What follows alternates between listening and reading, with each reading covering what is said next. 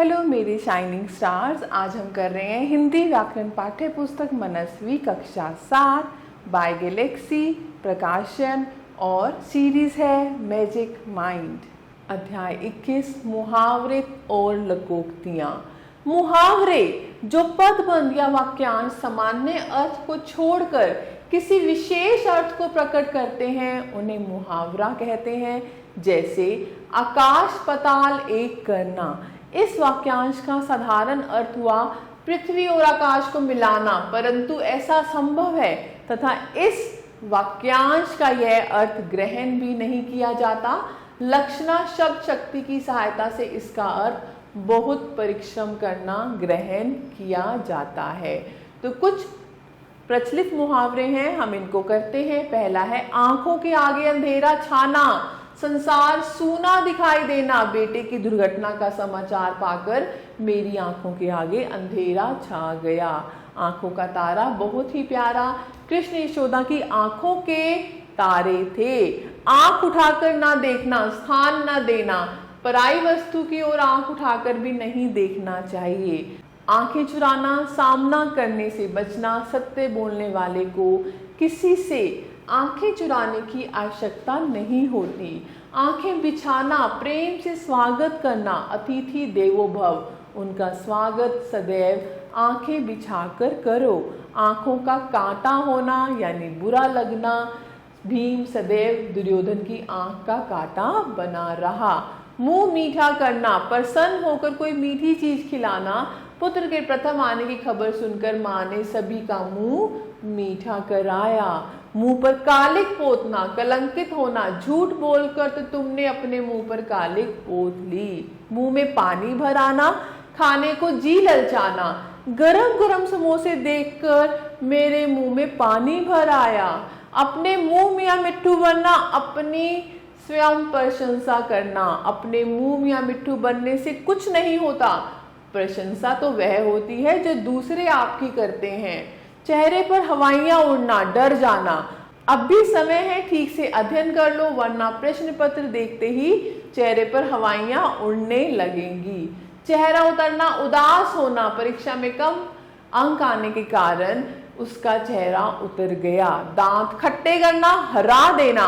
विश्व cup cricket match में भारत की टीम ने सभी टीमों के दांत खट्टे कर दिए। दांत तोड़ना, हराना। कारगिल युद्ध में भारत की सेना ने पाक सेना के दांत तोड़ दिए। दांतों तले उंगली दबाना, आश्चर्य प्रकट करना। दक्षिण भारत के मंदिरों की अद्भुत शिल्प कला देखकर सभी दांतों तले उंगली दबा लेते हैं। कान कतरना और काटना, बढ़कर काम करना। उस छोटे से लड़के ने अपनी चतुरता से बड़े बड़ों के कान कतर दिए। कान खड़े होना, होशियार हो जाना। शत्रु पक्ष का मित्रवत व्यवहार देखकर शिवाजी के कान खड़े हो गए और अपने बचाव का उपाय उन्होंने तुरंत ही सोच लिया। कान भरना, चुगली करना। कान भरने वालों पर विश्वास करने वाले प्राय धोखा खा जाते हैं। कानों कान खबर ना होना, बिल्कुल चुप रहना। लंका वासियों को कानों कान खबर नहीं हुई कि कैसे पवन पुत्र हनुमान सागर पार कर लंका नगरी देख अशोक वाटिका तक जा पहुंचे। कान ऐंठना, कड़ाई से रोकना। झूठ बोलने पर मां ने हितेश के कान ऐंठ दिए और कहा कि आगे से कभी झूठ मत बोलना। कान का कच्चा, सुनी हुई बात पर बिना विचारे विश्वास करने वाला। कान का कच्चा व्यक्ति मित्रों को भी शत्रु बना लेता है। नाक काटना, बदनाम करना। सच्चाई का साथ देने वालों की भला कौन नाक काट सकता है। नाक रगड़ना, दीनता दिखाते हुए प्रार्थना करना। अधिकारी के सामने उसने बहुत नाक रगड़ी परंतु काम नहीं बना।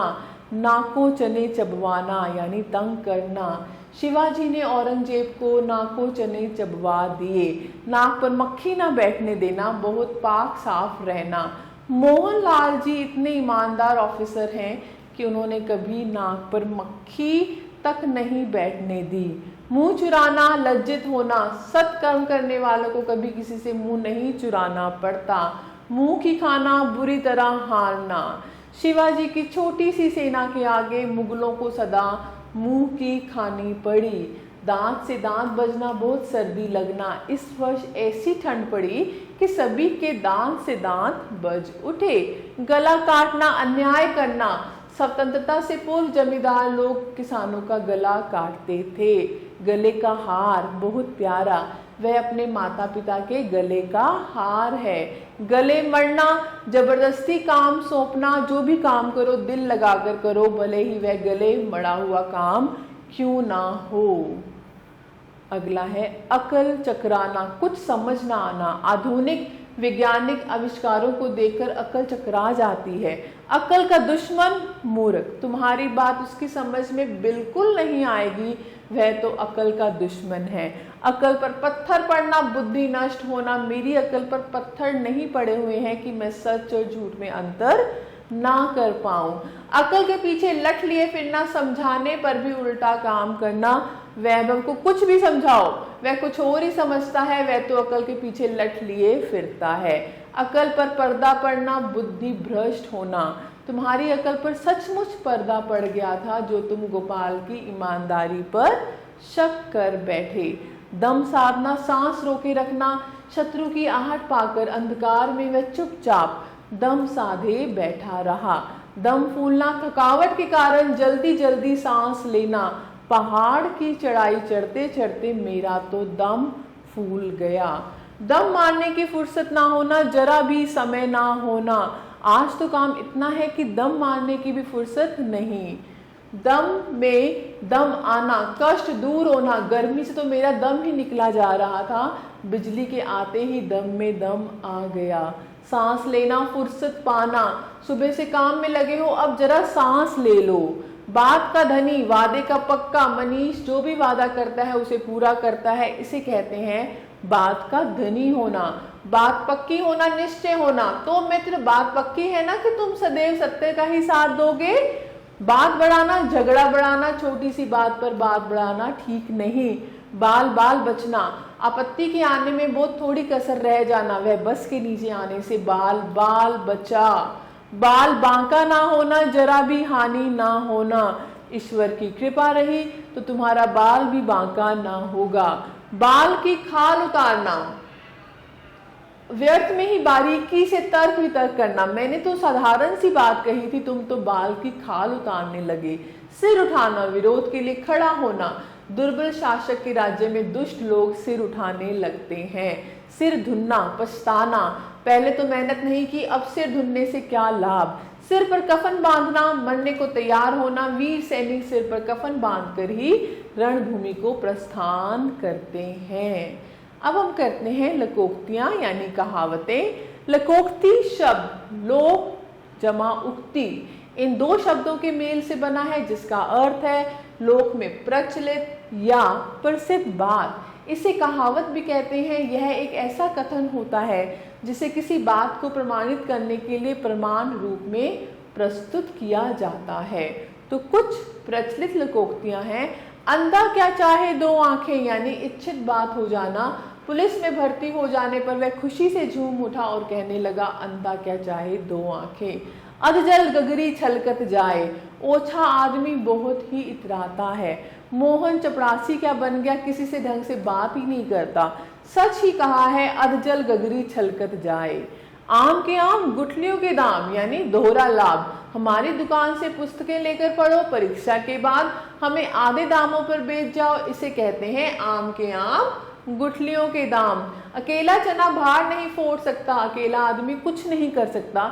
शर्मा जी अकेले कमाने वाले हैं और घर में साथ खाने वाले हैं, फिर खर्चा कैसे पूरा हो। किसी ने सच कहा है, अकेला चना भार नहीं फोड़ सकता। आंख का अंधा नाम नयन सुख, गुणों के विरुद्ध नाम होना। वह मजदूर है परंतु नाम है लखपति, इसे ही कहते हैं आंख का अंधा नाम नयन सुख। ईश्वर की माया, कहीं धूप कहीं छाया, विचित्र विरोध।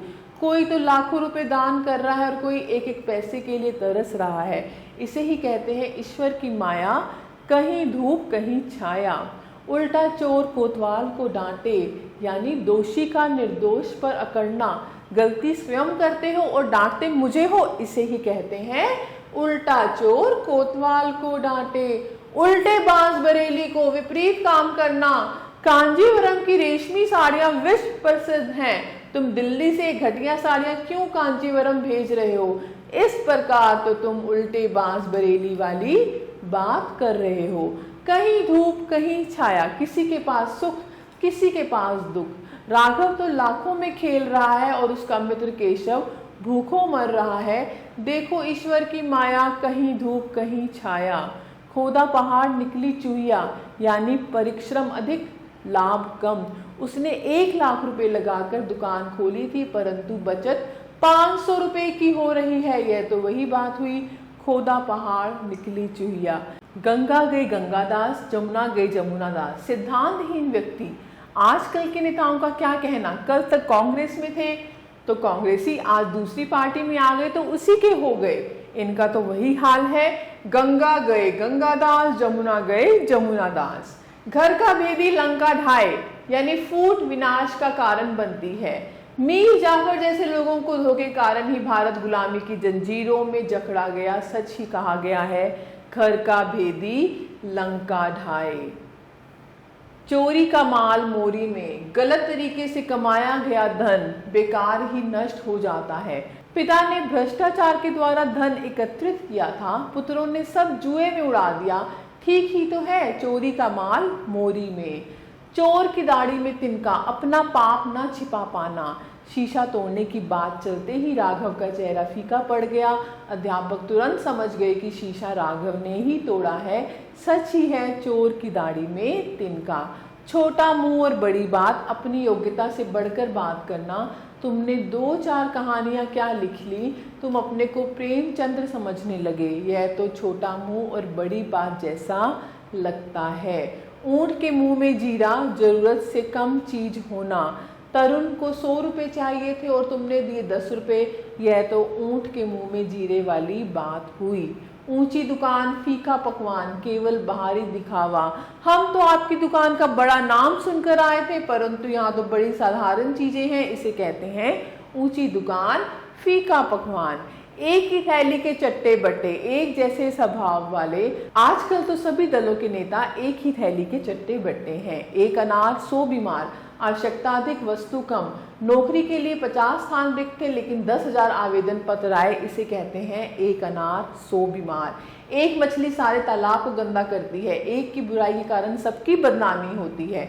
यदि किसी पार्टी का कोई नेता बदनाम हो जाता है तो पूरी पार्टी की बदनामी होती है।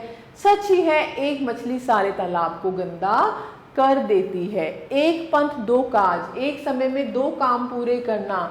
मैं एक शादी में हरिद्वार गया था, गंगा स्नान भी कर आया। इसे कहते हैं एक पंथ 2 काज।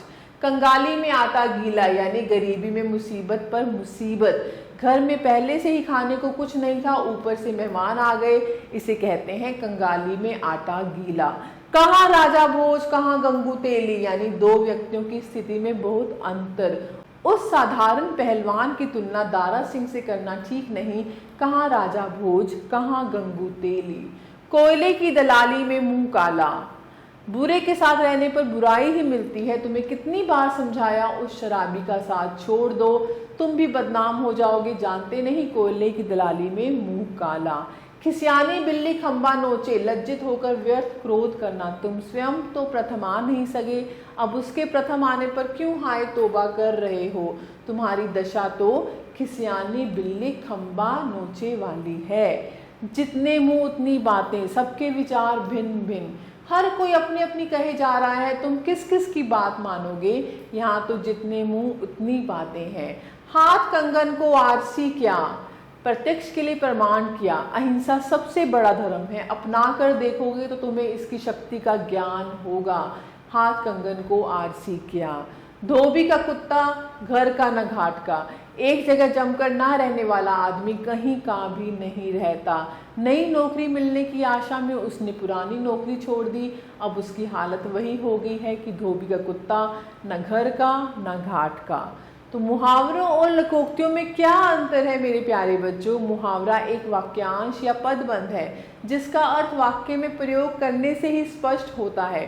परंतु लोकोक्ति अपने आप में पूर्ण वाक्य है। वाक्य में प्रयोग करने पर मुहावरा उस वाक्य का अंश बन जाता है, परंतु लोकोक्ति वाक्य से अलग रहती है। जैसे पुलिस को देखते ही चोर 9 2 11 हो गए। इस वाक्य में 9 2 11 होना मुहावरा वाक्य का अंश बन गया है। यदि हम केवल 9 2 11 होना कहें तो इसका अर्थ स्पष्ट नहीं होता। घर में एक पैसा भी नहीं है, कृपया कुछ रुपए उधार दे दीजिए क्योंकि डूबते को तिनके का सहारा। इस वाक्य में प्रयुक्त लोकोक्ति वाक्य का अंश नहीं बनी, स्वतंत्र रूप से कहने पर भी इसका अर्थ समझ में आ जाता है। अब आपकी बारी है प्यारे बच्चों। प्रश्न 1 सही विकल्प पर सही का निशान लगाइए। जैसे है गए थे रोजे छुड़ाने, गले पड़ी नमाज। तो ऐसे ही आप और भी कर सकते हैं। प्रश्न 2 निम्नलिखित वाक्यों को उचित मुहावरों और लोकोक्तियों द्वारा पूरा करके वाक्यों में प्रयोग कीजिए। और प्रश्न 3 है मुहावरों को उनके अर्थ से मिलाइए। जैसे पेट में चूहे कूदना, पेट में चूहे कूदना, बहुत भूख लगना। अपने पांव पर आप कुल्हाड़ी मारना, यानी अपनी हानि स्वयं करना। अपना उल्लू सीधा करना, यानी अपना मतलब निकालना। तो ऐसे ही आप कर सकते हैं इन वाक्यों को, इन मुहावरों को। प्रश्न 4 में है निम्नलिखित मुहावरों और कहावतों के अर्थ लिखकर वाक्यों में प्रयोग कीजिए। और एक गतिविधि है शरीर के विभिन्न अंगों से प्रारंभ होने वाले मुहावरों का प्रयोग करते हुए एक लघु कथा लिखिए। तो मैं आशा करती हूँ आपको ये अध्याय अच्छे से समझ आए होंगे। तो मेरा तहे दिल से आप सभी बच्चों का धन्यवाद और आप स्वस्थ रहिए, खुश रहिए।